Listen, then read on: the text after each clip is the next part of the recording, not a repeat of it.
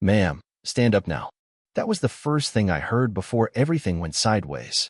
Not a request, an order. Cold. Loud. And then two guards, big guys in TSA blue with no smiles, each grabbed a shoulder.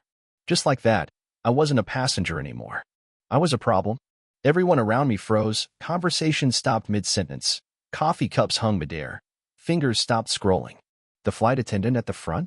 She had her radio halfway to her lips, whispering, cabin to cockpit, security's removing the passenger from row 14. Like I couldn't hear her. Like I was already gone. I looked up at them. I stinging. Please, sir, what did I do? My voice shook. Not because I knew, but because I didn't. I really didn't. The taller one leaned in close, his badge flashing under the overhead light. You know exactly what you did. His tone had a finality to it, like the gavel had already dropped. Let's go, unless you want resisting on the list. You ever been so humiliated you couldn't even cry yet? A wave of silence rippled through the cabin. Then the click started. Phones. Videos. A guy behind me muttered, "This is wrong." A teenage girl across the aisle? She was already live-streaming. I caught the reflection of emoji hearts and angry faces bouncing off her glasses. They walked me up that narrow plain aisle like it was a courtroom hallway. No explanation. Just judgment hanging in the air like turbulence. Here's the thing. They didn't know who I was. They didn't care. My name's Eliza May Cruz. I'm 29, a hospice aide in Phoenix. I grew up in Manila in a one-room apartment the size of a Honda. I take care of dying people for a living. I send half my paycheck back home so my baby brother can finish engineering school. And 4 days ago, I finally saved enough for my first real vacation. 2 weeks in Maui. My dream trip. I booked Ski-Reach Flight 228, cause it was cheap and had good legroom. I'd been on that plane for 2 hours, smiling out the window, thinking about beaches and pineapple juice and just breathing for once. Then the first officer showed up, asked for my ID for random verification. Okay, I thought, maybe it's policy. 5 minutes later, another one showed up, said someone tipped them off that my ticket might be fake. Fake? I had the confirmation email. I printed the ticket at home. I had receipts. None of that mattered. All I knew was that suddenly I was being dragged off the plane in front of 200 strangers. And a little girl whispered, "Mommy, why are they taking the nice lady?" And the mom, God, she just looked away. Like maybe I'd done something to deserve this. A guy filming asked for my name. But I couldn't speak.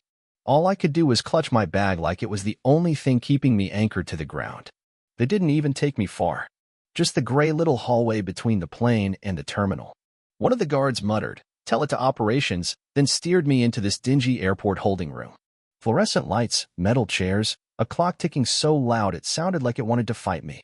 They dumped my stuff on a table, passport, boarding pass, even the confirmation email. I sat there like a kid in detention. Then one of them finally said it. "Your ticket was flagged as stolen." I blinked. By who? He just shrugged. Anonymous tip. Right. Someone on that plane saw my brown skin, my thrift store cardigan, and decided I didn't belong.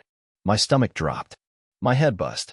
I thought of my brother studying in the dark, me changing bedpans and saving every dime for this. And now I was in a holding room like some kind of criminal.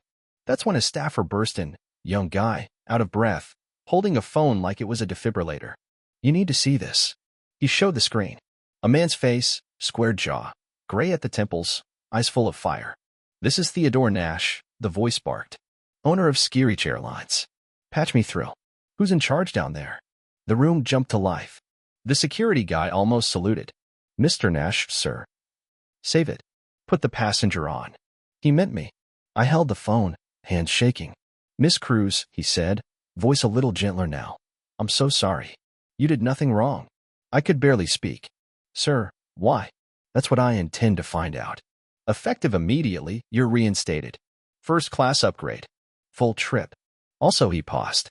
"Would you consider joining our new passenger advisory board? Paid position. We need voices like yours." My heart just stopped. An hour ago, I thought I might get deported. Now, the CEO was offering me a job. I whispered, "Yes, sir." "I'd be honored." "Good. Sit tight. We're flying you to Maui." Meanwhile, on the plane, row 14 was empty, and not just in the seat. You could feel it in the air. Passengers were buzzing. Rumors flying. Someone said I had smuggled drugs. Someone else said I stole a purse. The truth? Valerie Summers, The woman who sat behind me had panicked, saw me studying my ticket, assumed I forged it, and texted a friend in airport security. She never expected it to spiral like this. Now, her social feed was full of outrage. She was practically hiding in her seat, scarf pulled up like it could erase what she did. And then, the plane door reopened. You could hear the collective gasp like a domino wave. I walked back on, not escorted by guards, but by the manager and the captain himself. And every head turned. The purser said, "We apologize to Miss Cruz for the wrongful removal. She'll be seated in first class." Applause. Seriously. Some were just relieved. Others clapped because they didn't know what else to do. I just nodded, eyes blurry, and turned. And there she was, Valerie. Her face drained. She tried to smile, then mouthed, "I'm sorry. I didn't say anything." I just dipped my head quietly. No revenge. No grand speech. Just breath. C2A was waiting. Plush. Peaceful. A glass of water. A handwritten note from Nash tucked next to a flower. "We vow to treat every passenger like family. Thank you for reminding us what that means." 10 hours later, Maui welcomed me with a warm breeze and 100 camera flashes. Nash met me at the gate with a lei of orchids. He smiled. "Miss Cruz, the board approved your position. When you're ready, we'd like your input on training programs to prevent this." I stared at him. I never imagined a vacation would lead to this. He chuckled. "Neither did we. But sometimes storms reveal the cracks we need to fix." I thought of my brother, my patients, even Valerie Summers. And I nodded. "I'll do my best. I'm counting on it." Weeks later, I was back, but this time, standing in a glass room at Skirich HQ, leading a training workshop. Behind me was a freeze frame, my tear-streaked face between two guards. "This is not the face of fear," I told them. "This is the face of someone who thought no one would listen." I paused. "Let's make sure next time. They're crying because they've been shown kindness, not because they were crushed by judgment." The room stood. Applause echoed. Change starts with discomfort, but it doesn't stop there. Now, let me ask you, if you had been in seat 14A that day, what would you have done? Would you have spoken up? Stayed silent? Hit record? Was justice served? Did the twist surprise you? Drop your thoughts in the comments. Your voice might be the one that shifts the next story. And hey, if this one kept you gripped from takeoff to landing, smash that subscribe button. Your boarding pass to the next story is just one click away. And trust me, you don't want to miss where we're headed next.